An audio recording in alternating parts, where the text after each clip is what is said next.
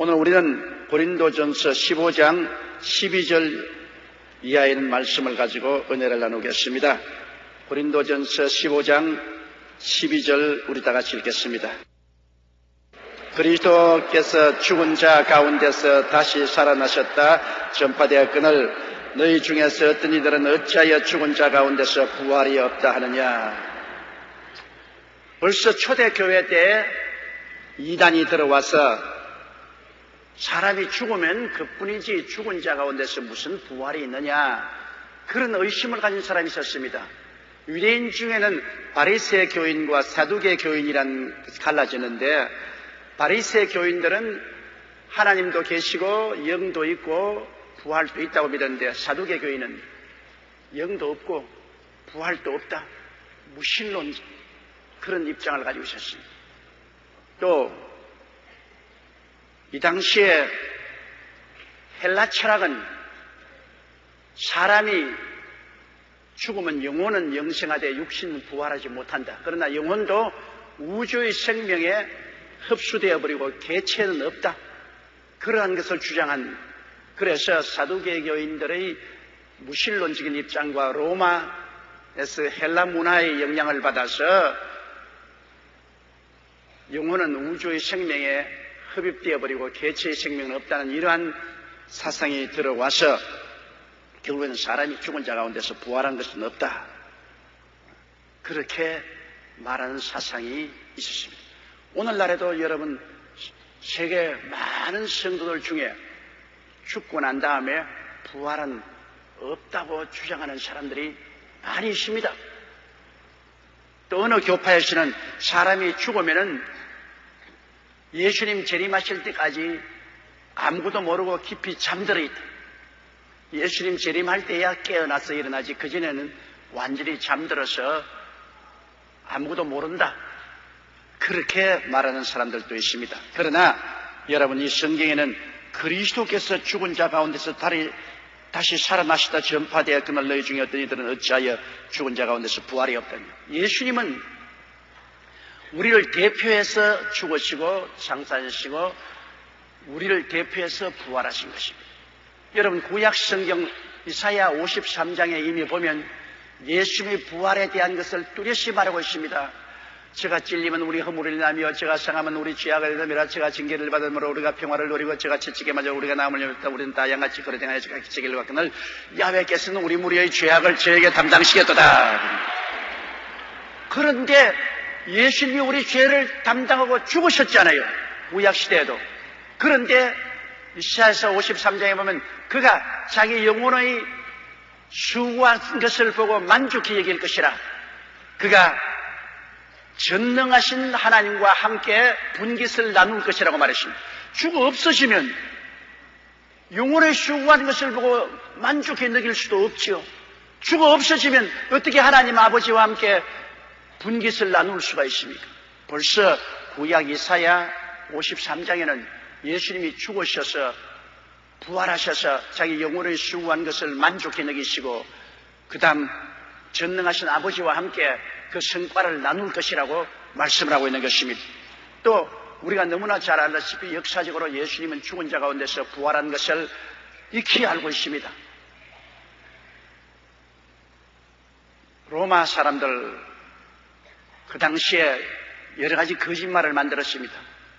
예수님의 제자들이 예수님의 시체를 훔쳐다 놓고 부활했다고 말했다 했는데, 여러분, 예수님의 제자들이란 오합지졸입니다.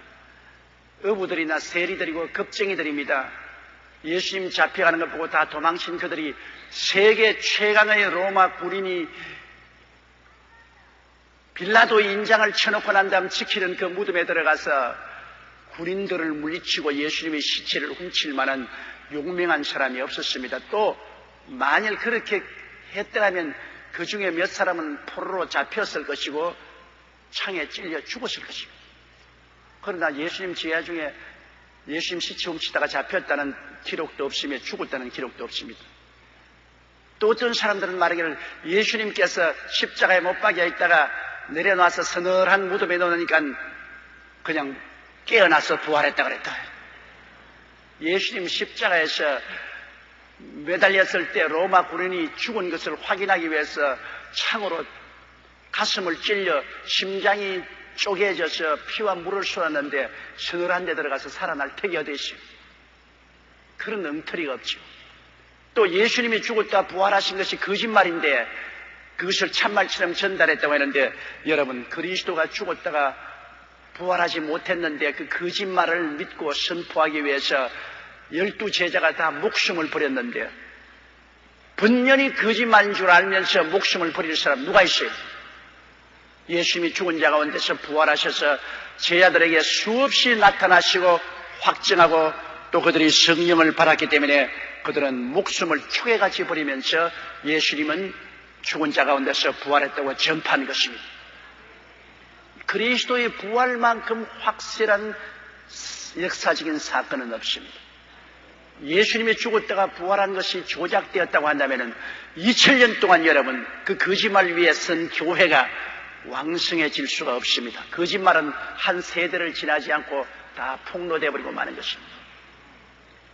그러므로 예수 그리스도께서 죽은 자 가운데서 다시 살아나셨다 전파되었거늘 너희 중에 어떤 이들은 어찌하여 죽은 자 가운데서 부활이 없다느냐, 그런 엉터리가 어디 있냐.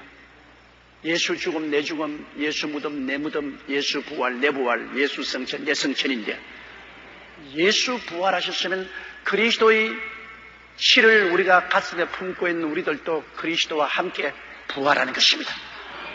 육신으로 심고 신령한 몸으로 거두고, 죽을 몸으로 심고 영원히 살 몸으로 거두고, 추한 몸으로 심고 영광스러운 몸으로 다시 살게 되는 것입니다.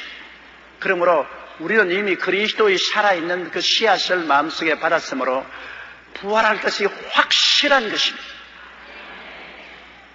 지금 죽으면 우리 속 사람은 천국에 올라가서 낙원에서 부활의 날을 기다리게 되는 것입니다.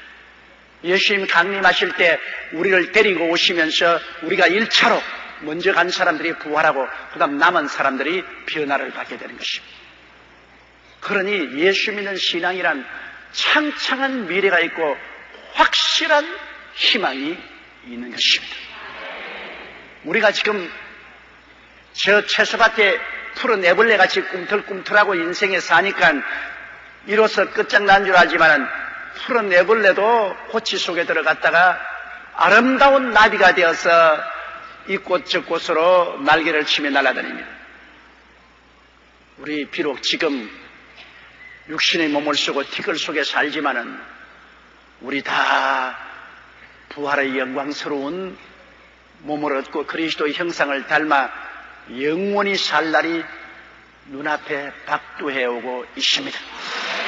이걸 생각할 때 우리의 믿은 것이 얼마나 다행이고 얼마나 행복한 일인 것입니까?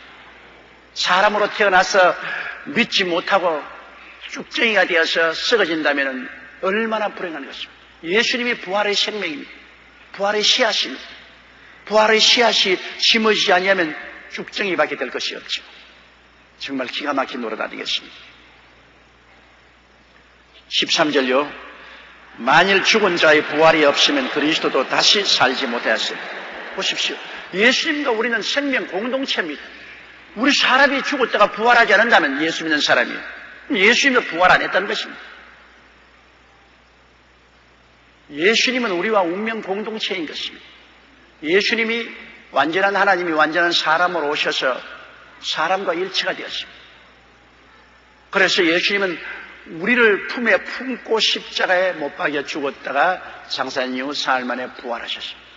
그러므로 예수 그리스도와 우리는 생명과 운명의 공동체인 것입니다.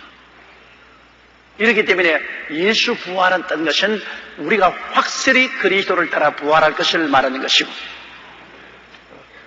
그리고 우리가 부활하지 않는다면 예수님 부활했다는 사실은 거짓말이 되고 마는 것입니다.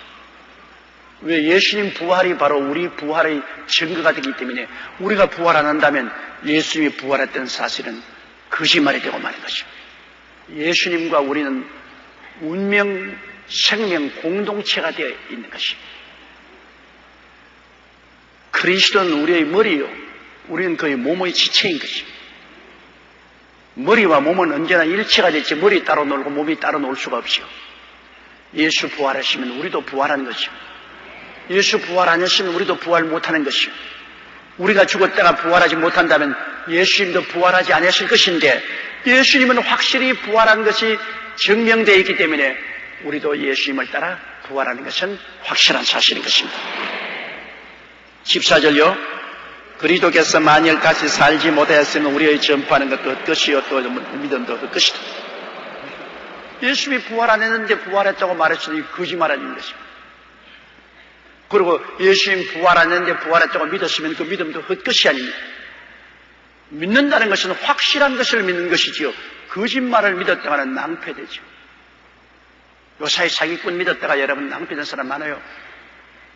다단계 판매 같은 것, 다단계 판매를 일확천금한다고 해서 살림 다 바쳐가지고서 1,000만 원, 1,500만 원, 2,000만 원 물건 받아가지고서 온 일가 친척에게 판다고 애를 쓰고 그 다단계 가입시키려고 애를 쓰다가 안 되니까 파산하고 신용 불용자가 되고 가산을 낭패한 이런 일들이 한두 번이 아닙니다.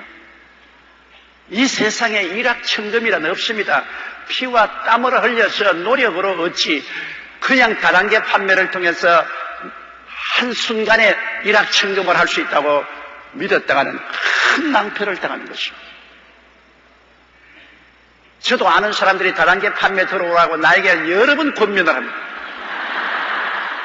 자기 살려주는 셈 치고 다단계 판매 하나 들어달라고. 참 기가 막힌 일입니다. 나는 45년 동안 목회하면서 다단계 판매하다가 망한 우리 셀 리더들을 많이 보았습니다. 선임 셀 리더나 셀 리더들이 다단계 판매했다가 자기와 그 셀 원들을 폐가 망신으로 이끈 것을 많이 보았습니다. 그런데 목사 보고 와서 자꾸 다단계에 들어오라 하니 어떻게 합니까? 왜? 이것은 다 거짓 논리인 것입니다. 거짓 논리인 것입니다. 일확천금을 못합니다. 근데 거짓 논리를 믿고 들어가면 낭패되죠. 이 세상에 종교도 거짓 종교가 많습니다. 믿음으로 말미암아 구원을 받는다고 했는데 그 종교를 창시한 사람이 못 살아났는데 어떻게 믿을 수가 있습니까? 여러분, 모든 신앙은 영생을 우리에게 약속합니다. 영생은 증명이 돼야죠. 예수님처럼 확실히 죽었다가 확실히 부활해야 사망을 이기고 부활해서 영생이 있는 것을 증명되지. 그거에 이제 않고 자기도 죽어서 부활하지 못했으면서 죽음 저 건너편에 영생이 있다고 하는 사람은 그 거짓말 아닙니까? 누가 증명을 합니까? 수많은 종교들이 있지만은 종교를 창시한 그 사람이 솔선수범해서 영생이 있는 것을 증명해야 돼요. 그 증명은 다른 건 아닙니다. 죽었다가 부활해야 돼요. 저 건너편 세상에 갔다가 돌아와서 우리에게 보여주어야 우리가 저 세상에서 온 줄로 알지. 가고는 다시 소식이 없는 사람은 거짓말인 것입니다. 지금까지 역사 이래로 죽었다가 다시 살아나서 우리에게 전파하신 분은 예수님밖에 안 계십니다. 지금까지도 없었고 장차도 있을 택이 없습니다. 예수님만이 사망과 음부의 열쇠를 가진 사람입니다. 부활이요 생명이 되시는 것입니다. 그렇기 때문에 우리가 확실히 알고 믿어야 돼요. 만일 부활이 없으면 우리가 부활이 있다고 전파했으니 거짓말쟁이가 되고 그 거짓말을 믿은 사람도 절단강산이 되는 것입니다. 그러나 우리가 믿는 것은 확실한 것입니다. 예수님이 하나님의 아들이신 것과 우리 위해서 죽었다가 부활한 사실 확실한 것. 온 세상은 다 거짓되되 이것은 참됩니다. 죽고 난 다음에 영생이 있는 것도 확실합니다. 하나님 나라 혹은 지옥 두 어느 곳에 가든지 영생은 영생이지. 하늘나라에 가서 영원히 살든지 지옥에 가서 영원히 살든지 그것도 확실한 사실인 것입니다. 15절요. 또 우리가 하나님의 거짓 증인으로 발견되리니 우리가 하나님이 그리스도를 다시 살리셨다고 증거하였습니다. 만일 죽은 자가 다시 사는 것이 없으면 하나님이 그리스도를 다시 살리지 아니하시리라. 하나님께서 사람 다시 부활시키지 않을 것 같으면 왜 하나님의 아들을 사람으로 보내서 죽게 하시고 부활시켰습니까? 예수님은 사람의 대표자입니다, 여러분. 여러분과 나의 대표자예요. 우리와 똑같이 이목구비를 가지고 태어나셨어요. 어머니 뱃속에서 10개월 지나고 태어나셨어요. 어머니 젖꼭지를 물고서 자라났고 33세까지 사람으로 살아셨어요. 우리 인류의 대표자인 것입니다. 우리와 함께 공동체가 된 것입니다. 근데 하나님 우리 살릴 생각이 없었으면 우리의 대표인 예수님을 살릴 택이 없어요. 우리 살릴 이사가 없는데 우리의 대표자를 살릴 택이 있어요. 하나님이 그리스도를 살리신 것은 우리를 살리겠다는 하나님의 계획이 있기 때문에 그렇게 하신 것입니다. 만일 예수 그리스도가 부활 안 했으면 우리의 모든 전파하는 것이 다 거짓말이기 때문에 하나님 앞에 우리는 거짓 증인이 되고 마는 것입니다. 거짓말쟁이가 되고 말이에요. 거짓말쟁이로서 심판받을 수밖에 없는 것입니다. 16절요. 만일 죽은 자가 다시 사는 것이 없으면 그리스도도 다시 사신 것이 없었을 터이요. 강조해서 말했습니다. 그리스도와 우리는 운명 공동체다. 예수가 죽은 것은 우리가 죽은 것이고 예수가 사신 것은 우리가 산 것이다. 예수 그리스도께서 살지 않으셨으면 우리는 희망이 없다. 예수님께서 살아나시면 우리는 그 안에서 함께 살 것이므로 희망이다. 우리는 다 예수 안에서 사는 것입니다. 하나님께서 우리를 흑암의 권세에서 건져내서 그 사랑의 아들 나라로 옮겼기 때문에 여러분과 나는 모두 다 예수님 안에서 살고 있는 것입니다. 우리는 예수 안에서 먹고 자고 깨고 숨쉬고 살아요. 그러므로 그리스도에 있는 그대로 우리는 변화되는 것입니다. 예수님이 못 살아나시면 예수 안에 있는 우리들도 못 살아날 것이고, 예수님이 살아나시면 예수 안에 있는 우리들도 살아날 것이고, 예수님이 보좌 우편에 계시면 우리도 보좌 우편에 함께 올라갈 것이고, 예수께서 하늘나라를 상속으로 받으면 우리는 그리스도 안에서 함께 하늘나라를 상속으로 받을 것이고, 그리스도와 우리는 분리할래야 분리할 수 없는 운명 공동체가 되어 있는 것입니다. 17절요. 그리스도께서 다시 사신 것이 없으면 너희의 믿음도 헛되고 너희가 여전히 죄 가운데 있을 것이요. 그리스도가 못 살아났으면 우리의 죄는 용서 못 받았다는 것입니다. 왜냐? 예수님이 우리 죄를 짊어지고 십자가에 못 박여 그 죄값으로 죽어서 감옥에 들어갔으니까 예수님이 감옥에서 못 나왔으면 우리 죄 못 갚았다는 것이죠.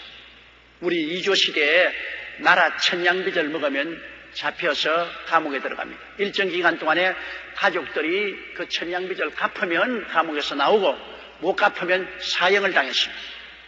그런데 나라 돈 천냥을 먹고 감옥에 들어가서 못 나왔으면 빚을 못 갚았구나, 사형당했구나. 그러나 천냥빚을 먹고 빚을 지고 감옥에 들어갔다가 버전이 나와서 살아다니면 갚았구나, 증거가 된 것입니다. 예수님이 우리 죄짐을 짊어지고 무덤에 들어갔는데 못 나왔으면 우리 죄를 못 갚았으니 우리 모든 여전히 죄인이죠. 예수님이 살아나셨으면 무슨 증거가 되는 것입니까? 예? 우리의 빚을 갚았다, 그거 아닙니까? 그죠? 예? 우리 빚을 짊어지고 예수님이 무덤에 들어갔으니 살아났다는 것은 무덤의 감옥에서 살아난 것은 우리 빚을 청산했기 때문에 살아난 것입니다. 다른 모든 지도자들이 죽어서 못 나온 것은 죄의 빚을 못 갚았기 때문에 감옥에 들어가서 못 나온 거예요. 갚아야 나와요. 못 갚으면 못 나오죠. 그래서 예수님이 여러분 부활 못했으면 우리는 여전히 죄인이요. 우리 죄 빚을 갚을 사람이 없습니다. 우리 스스로 죄 빚을 못 갚지요. 죄의 값은 사망이니까. 우리 죄 갚는다고 예수님이 대신 짊어지고 죽었는데 못 살아났으면 우리 죄 못 갚았으니 우리는 여전히 죄인이요. 우리는 하늘나라에 들어갈 희망은 전혀 없지. 우리의 그 머리털보다도 많은 죄, 원죄와 그 많은 자범죄를 예수님이 다 짊어지고 얼마나 경쾌하게 내가 다 이루었다, 내가 다 청산했다, 그렇게 외치시고 죽었다가 사흘 만에 깨끗이 부활해서 하나도 없이 다 청산해버렸으니 우리는 죄에서 해방돼. 그 무거운 죄짐이 우리 어깨에서 다 굴러떨어졌습니다. 이제는 우리는 용서받은 의인이 되었습니다. 옆에 있는 분들에게 당신은 용서받은 의인입니다, 그렇게 말했습니다.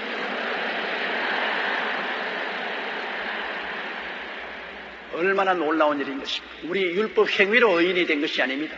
우리 율법 행위로 의인될 사람 아무도 없어요. 우리는 그리스도의 은혜로 용서받은 의인이 된 것입니다. 우리는 24시간 내내 용서받고 일평생을 용서받고 의인이 된 것입니다. 항상 용서받고 있습니다. 우리는 그리스도의 십자가를 통하여 일평생 벌써 용서받은 것입니다.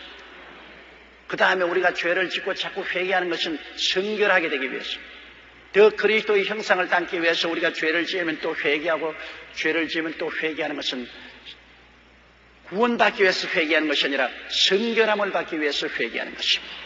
일단 믿었으면 영원히 용서받은 것입니다. 오늘 내게 인터넷 편지가 한 통 왔는데 아주 고민에 찬 편지를 했습니다. 한 번 삐침을 받고 타락하면 다시 죄사함을 받지 못한다는 히브리서의 말을 가지고, 한 번 예수 믿었다가 타락하면 다시 구원이 없다는데 자기는 자꾸 죄를 짓기 때문에 매일같이 타락한다는 겁니다. 그럼 나는 이제 구원을 받지 못하지 않습니다. 여러분, 한 번 삐침을 받았다가 타락했다는 것은, 그 타락은 무슨 의미냐? 공개적으로 예수님은 나의 구주가 아니라고 선포해버리는 것을 말하는 것입니다. 공개적으로 예수님은 하나님 아들이 아니고 십자가에 못 박혀 죽었다가 부활한 것은 거짓말이고 그는 나의 구주가 아니라고 공개적으로 선포해버리면 그는 다시 구주의 불능이 되고 마는 것입니다. 그 말인 것입니다. 예수 믿고 난 다음 육신이 연약해서 또 거짓말하고 또 도둑질하고 또 방탕하고 또 잘못했다가 또 가슴치고 와서 회개하고, 이것은 타락이 아니라 성결을 향한 과정인 것입니다. 내가 더 깨끗하고 더 의롭고 더 거룩하게 살려고 하는데 자꾸 세상과 마귀의 유혹을 받아 자꾸 수렁에 빠져서 허덕이는 것은 타락이 아닙니다. 그것은 성결을 향한 하나의 몸부림인 것입니다. 우리 여러분, 몸이 땀이 나고 때가 묻으면 몸이 썩은 것입니까? 썩은 것이 아니죠. 더러워진 것이죠. 그럼 매일같이 목욕을 해야지.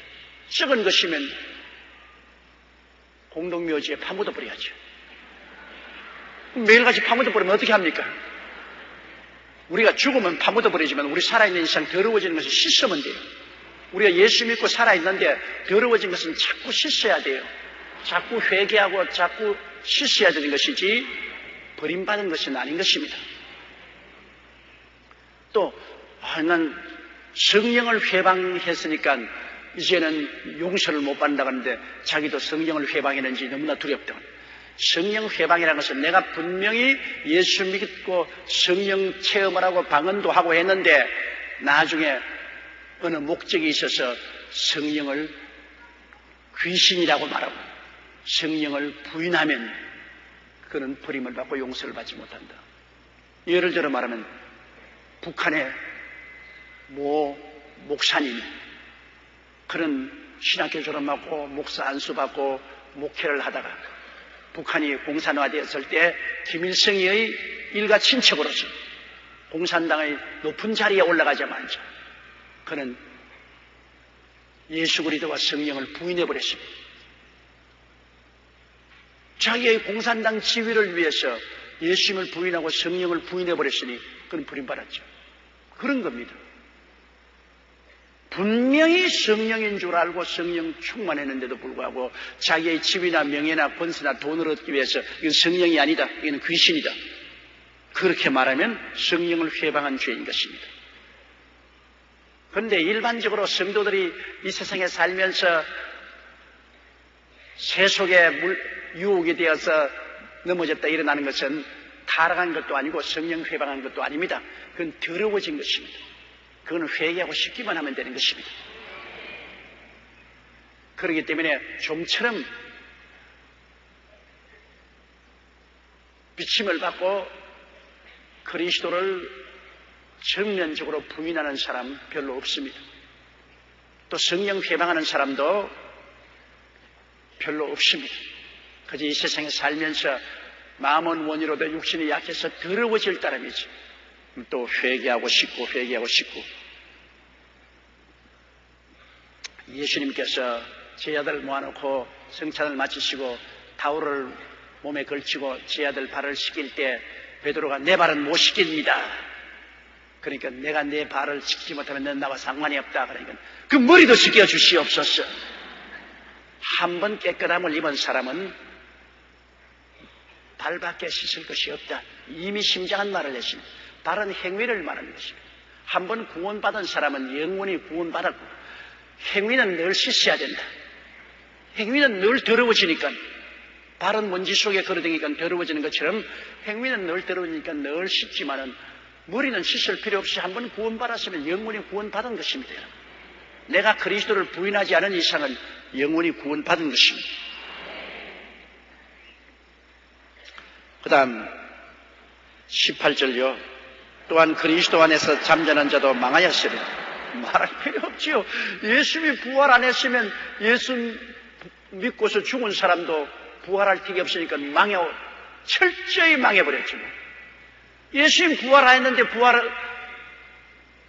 예수님을 믿은 사람 예수 죽음 내 죽음 예수 무덤 내 무덤 돼 말았지 뭐. 부활은 없지 않아요. 오늘 많은 종교를 믿는 사람들이 영생이 있는 줄 알고 믿었으나 믿고 나고 죽고서 영생인 줄 알고 보니까 지옥 앞마당에 와서 앉아있어요.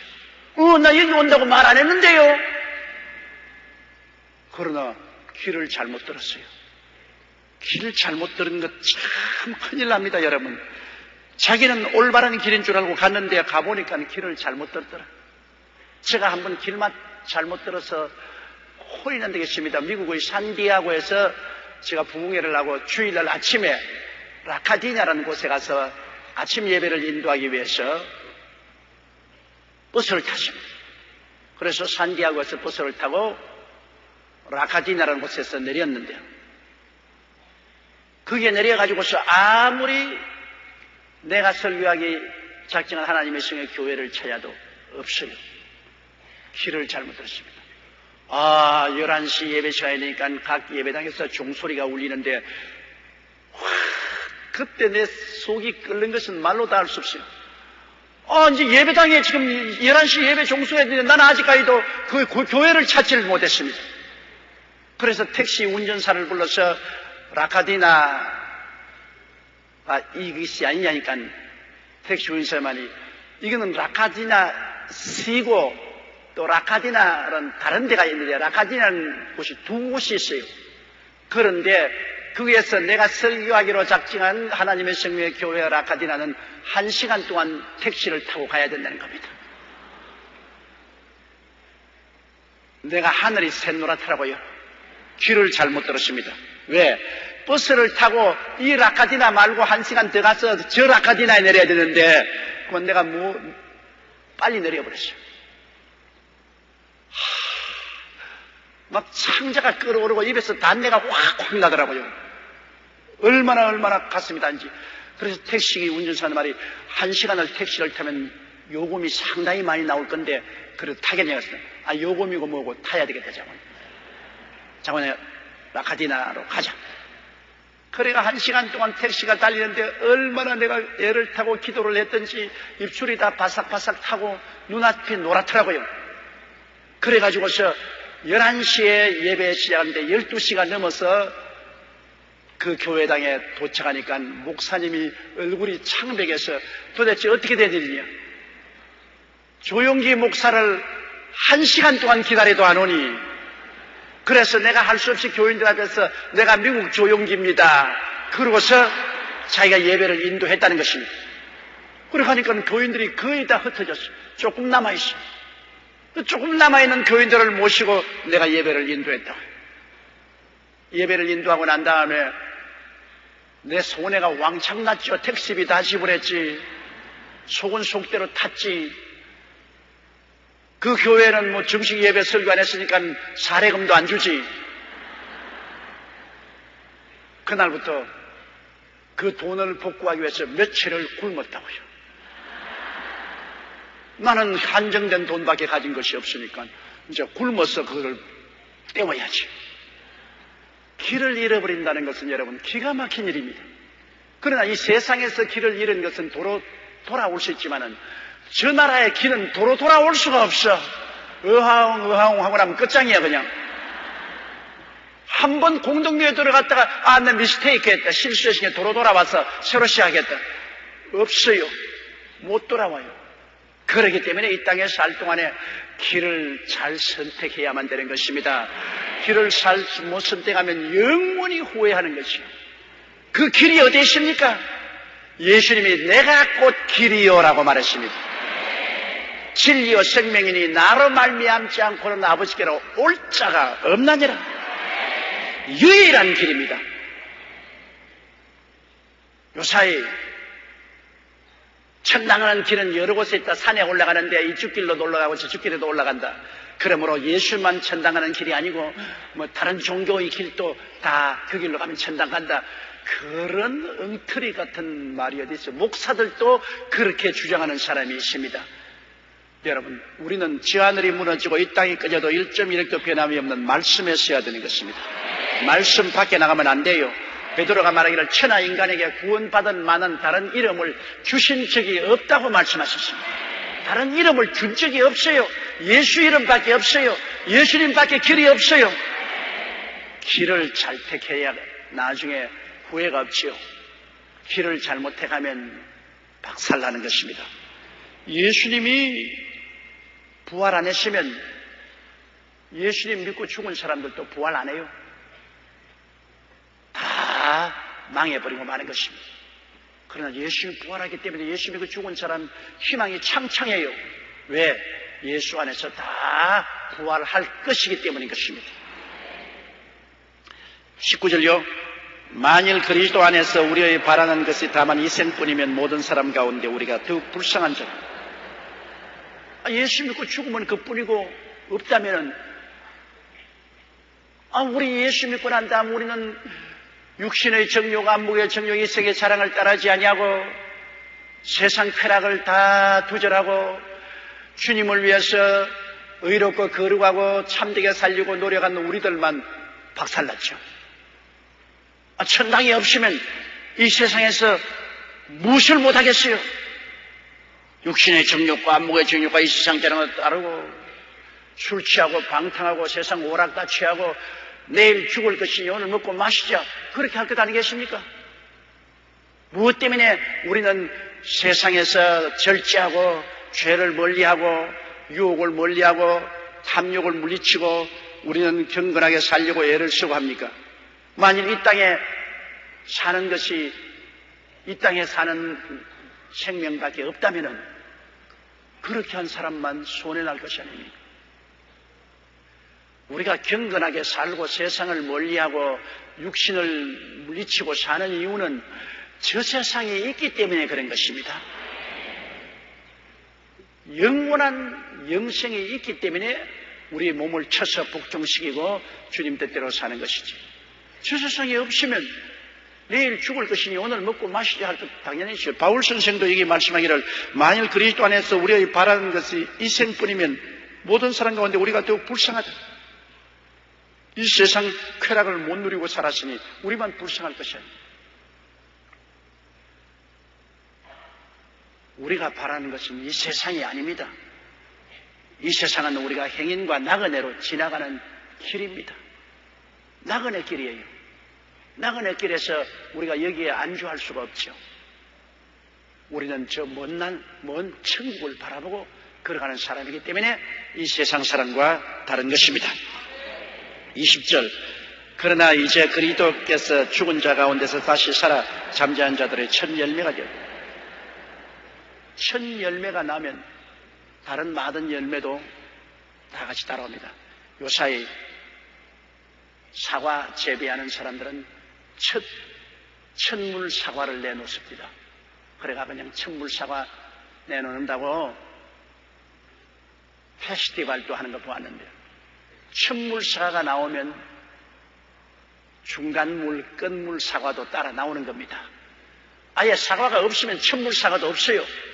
첫물 익은 사과가 나오면 그 다음 따라서 사과가 많이 나옵니다. 처음에는 적게 나오지만 첫물 사과 이후에는 대량으로 익은 사과가 나오잖아요.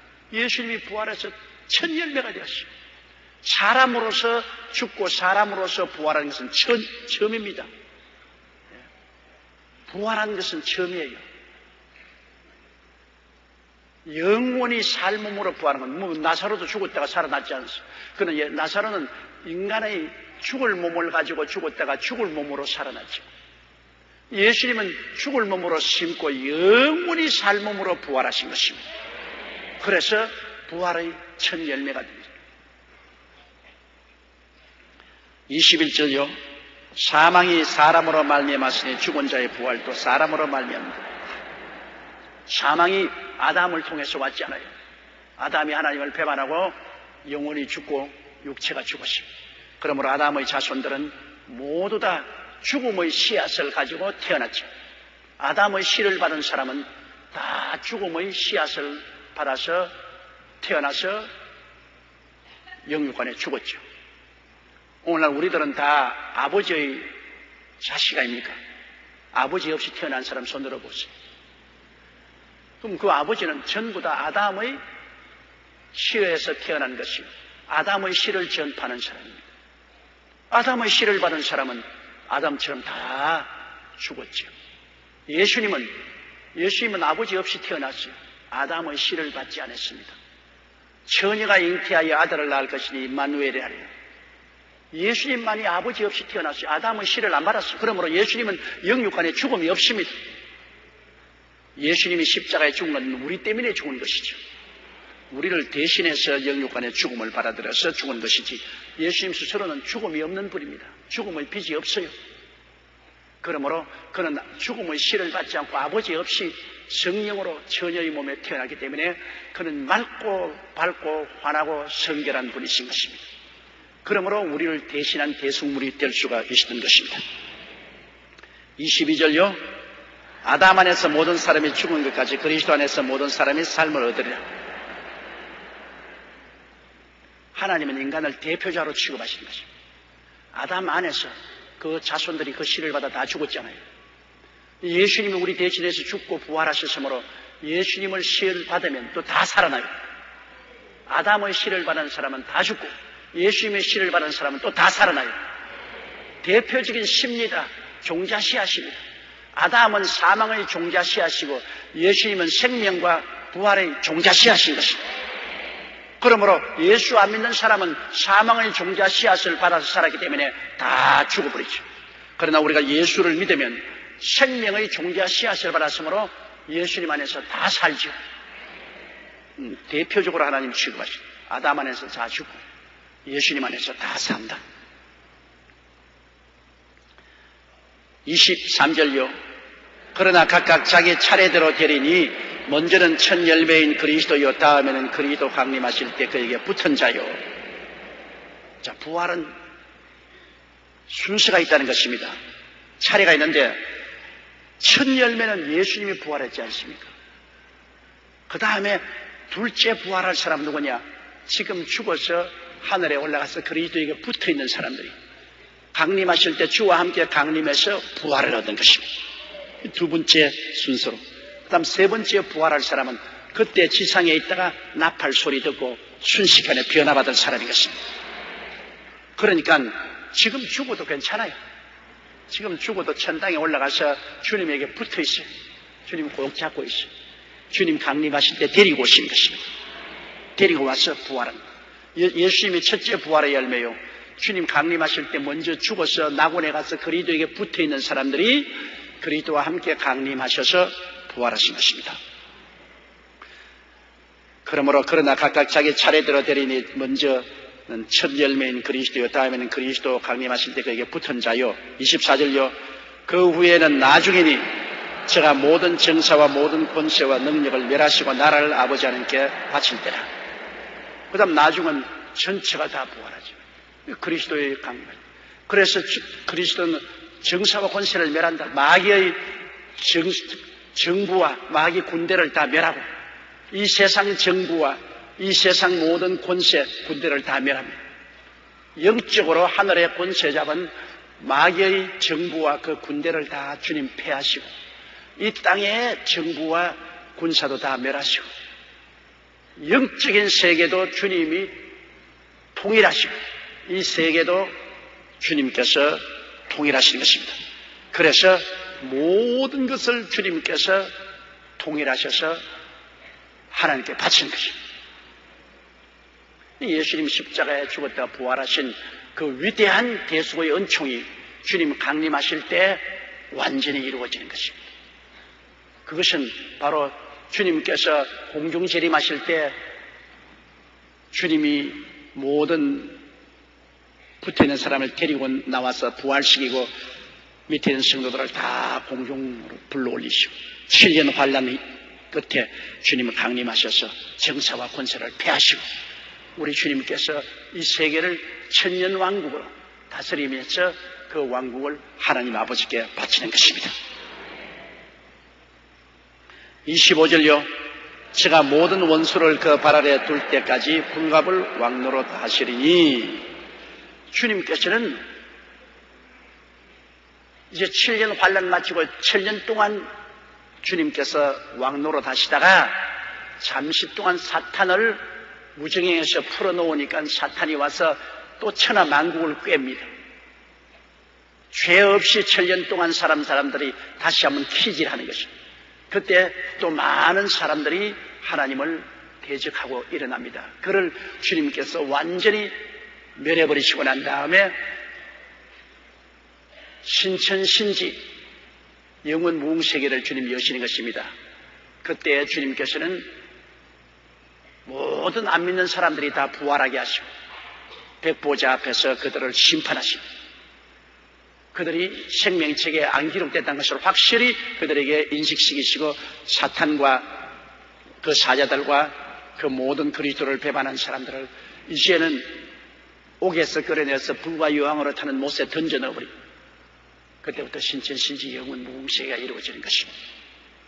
그러므로 그때까지 주님은 완전히 이제는 왕으로서 다스리는 것입니다. 26절요. 맨 나중에 멸망받을 원수는 사망입니다. 사망은 우리 원수입니다. 사망은 우리 친구가 아니죠. 그런데 맨 나중에 주님께서 신천신지 영원 무궁세계로 들어갈 때는 이제 죽음이라면 없는 것입니다. 사망과 음부도 다 불과 유황으로 탄 못에 던져버려요. 지금은 우리가 죽습니다. 몸은 죽어요. 그러나 영은 주님께 붙어서 낙원에 가 있죠. 우리가 부활하면은 이젠 사망은 우리에게 손 못 대죠. 그러나 예수 믿고 부활한 사람에게는 사망이 손 못 대지만 아직 세상에 사는 사람들에게는 사망이 주장을 하죠. 그러나 천년왕국 이후에 주님께서는 사망과 음부도 불못에 던져버리고 이제 인류에게 사망이란 다시 없습니다.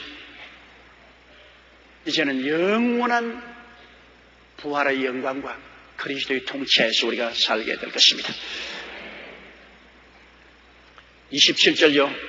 만물을 저희 발 아래 두었다 하셨으니 만물을 아래 둔 말씀하실 때 만물을 저희 발 아래 두시니가 그 중에 들지 아니한 것이 분명합니다.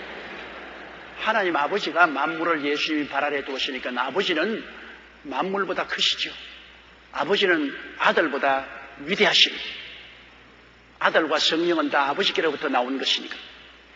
그러므로 아버지가 그 아들 예수 그리스도의 발 아래 만물을 다 두셨으니까 아버지는 아들보다 크신 것입니다. 삼위일체 하나님 중에 아버지가 어뜸이고 그 다음 아들과 성령이신 것입니다. 그렇기 때문에 하나님 아버지가 만물을 예수님의 발 앞에 두신 바랍니다. 하나님 아버지가 예수님 발 아래 들어오는 건 아닙니다. 예수님의 머리는 하나님이신 것입니다. 우리의 머리는 예수님이시고 그러므로 하나님 아버지께서 만물을 예수님의 발 아래 두셨으니 아버지는 예수님의 통치하에 들어온 것은 아닌 것입니다. 아버지는 바로 예수님 위에 계신 것입니다. 28절요. 만물을 저에게 복종하게 하신 때에는 아들 자신도 그때 만물을 자기에게 복종케 하신 이에게 복종하게 되리니 이는 하나님이 만유의 주로서 만유 안에 계시려 하심이라. 보십시오. 만물을 다 통치해서 그 아들 예수에게 주셨을 때는 예수님도 하나님의 통치하에 들어가신다. 그래서 하나님 아버지께서 만유 가운데 계시며 만유의 어뜸이 되신다는 것입니다. 결국은 아버지와 아들과 성령 삼위일체가 하나님이신데 그 중에 아버지가 어떤 이 되십니까? 아버지가 아들 예수님에게 만물을 통치하도록 그 발 아래 다 두시고, 예수님은 그 만물을 통치하는 자로서 아버지에게 소속하고 아버지가 만유 중에 계시며 만유를 다스리는 것입니다. 그렇기 때문에 우리가 기도할 때 예수 이름으로 아버지께 기도하지 않습니까? 예수님 아들의 이름을 통해서 아버지께 기도하지 않습니까? 아버지가 어떤 이십니까? 삼위일체 하나님 중에서 아버지가 어떤 이십니까? 그 다음 아들이고 그 다음 성령이십니다. 그러므로 우리 하나님 아버지가 온 우주의 어떤 이 되시고 온 우주를 통치하시고 다스리시는 것입니다.